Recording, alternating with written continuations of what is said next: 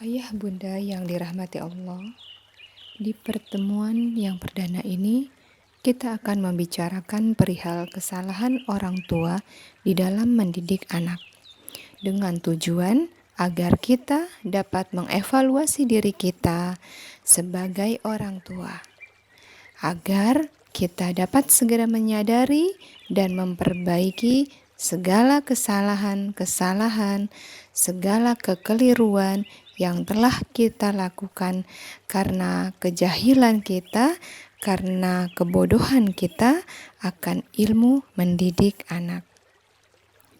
Mumpung anak kita masih kecil, mumpung masih mudah kita mendidiknya, dan mumpung masih ada kesempatan yang Allah berikan kepada kita. Ayah bunda, berikut adalah beberapa bentuk kelalaian orang tua dalam mendidik anak. Banyak orang tua yang tidak menyadari bahwa kerusakan yang terjadi pada diri anaknya itu sebenarnya adalah disebabkan oleh orang tuanya sendiri. Contoh yang pertama adalah mendidik anak menjadi penakut dan mudah panik. Banyak orang tua yang mendidik anaknya dengan kebiasaan yang akan menyebabkan anak bersikap pengecut, penakut, suka berkeluh kesah, dan mudah panik. Di antaranya, fenomena yang terlihat dalam pendidikan kita adalah menakut-nakuti anak ketika anak menangis agar anak segera diam dan berhenti dari tangisannya. Dan ini berbahaya untuk anak. Misalnya, di saat anak menangis, ayah bunda bilang, nanti ada monster loh kalau nangis terus.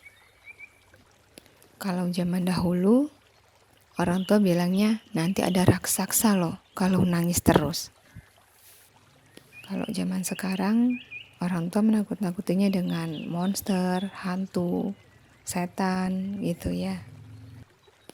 Nah, akhirnya anak ketika dia ke kamar mandi dia bilang, aku takut ke kamar mandi, takut ada monster. Nah, ini karena orang tuanya yang sering menakut-nakutinya dengan kata-kata itu. Dan yang lebih fatal adalah orang tua menakut-nakuti anak dengan guru atau dengan sekolahnya. Padahal guru dan sekolah adalah tempat mereka belajar, tempat mereka dididik. Justru malah ditakut-takutin dengan guru atau sekolah anaknya. Kalau kamu nakal, nanti mamah bilangin bu guru ya. Biar bu guru yang marahin kamu. Sedih deh yang jadi ibu guru. Curhat deh jadinya. Atau orang tua banyak juga yang menakut-nakuti anaknya dengan dokter. Kalau kamu nakal, mamah bawa ke dokter ya, biar disuntik sama bu dokter. Akhirnya ketika anak sakit, dibawa ke dokter, malah histeris, malah makin sakit. Karena kesalahan orang tua dalam mendidiknya. Akhirnya anak tumbuh menjadi pribadi yang pengecut, yang gemeteran ketika melihat bayangannya sendiri. Karena dia pikir itu setan, hantu, atau monster. Dan ini harus kita tinggalkan. Jangan menakut-nakuti anak kita. Jadi, kalau ada anak yang menangis, ayah bunda bisa tanya anak kita, sedang sedih ya sayang? Mama lihat kakak sedang menangis. Kalau kita lagi sedih, kita boleh menangis. Kita cari tempat yang aman untuk menangis. kita bisa antar anak kita ke kamar, kita peluk dia, dan per 3 menit kita tanya, "Sudah tenang nak? Sudah siap bicara sama mama?" Jadi bukannya ditinggal, nanti malah kita lupa, kasihan anak kita. Bahkan ada orang tua yang memiliki anak laki-laki dan saat anaknya menangis dia bilang, "Anak laki-laki tidak boleh menangis." Wah, padahal Allah kasih kita air mata ya. Itu artinya boleh menangis. Laki, perempuan, sama-sama Allah kasih air mata untuk meredam rasa marah, untuk meredam rasa kecewa, gitu. Yang tidak boleh itu nangis berlebihan. Jadi, saat anak kita menangis, orang tua tanya, "Lagi sedih ya? Ada yang butuh pelukan mama?" Wah, Masya Allah. "Mau mama peluk sayang?" Masya Allah. Apalagi di zaman sekarang. Banyak anak yang menangis, lalu yang dilakukan orang tua adalah segera memberikan HP agar anak itu tenang. Lalu orang tua menyalakan HP-nya, lalu setel YouTube. Dan anaknya langsung diam. Dan ini tidak boleh kita lakukan. Seharusnya jauhkan HP dari anak kita. Dan kesalahan yang berikutnya dari orang tua yaitu adalah selalu memenuhi semua keinginan anak. Banyak orang tua yang bersikap terlalu royal kepada anaknya. Ini biasanya terjadi pada orang tua yang memiliki kelebihan harta.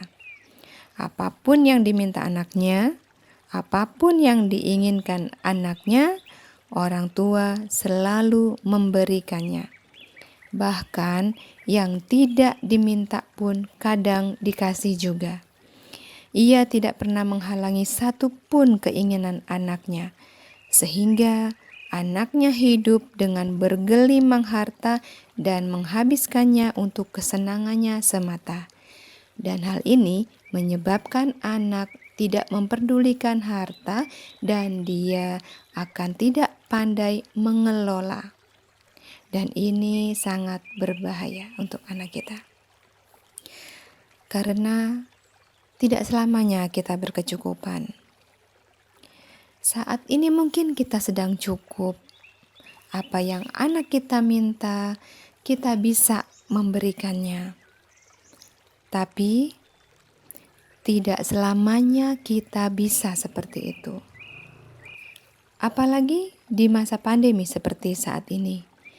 Banyak yang mengalami penurunan ekonomi yang tiba-tiba.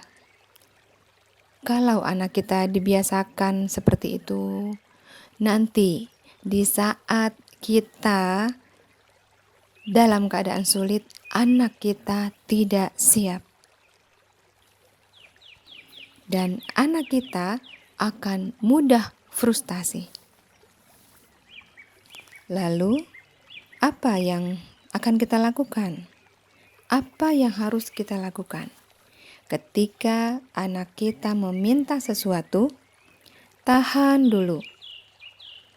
Walaupun kita ada, walaupun kita bisa memberikannya saat itu juga, tapi tahan dulu. Bisa tahan 1 hari, 2 hari, atau seminggu. Kita tahan dulu. Kita sampaikan kepada dia, "Kakak ingin sepatu ini ya? Kakak mau banget ya beli tas ini ya? Sabar ya sayang. Sabar ya nak. Kita minta sama Allah. Mudah-mudahan Allah berikan rizki kepada mama dan papa biar kita bisa beli apa yang kakak inginkan." Ini adalah melatih kesabaran anak kita. Dan ini dapat melatih empati mereka dalam mengendalikan keinginan mereka. Kita harus melatih anak kita untuk bisa menahan dirinya akan apa yang dia inginkan. Dan ini pelajaran yang sangat penting dan sangat berharga untuk buah hati kita.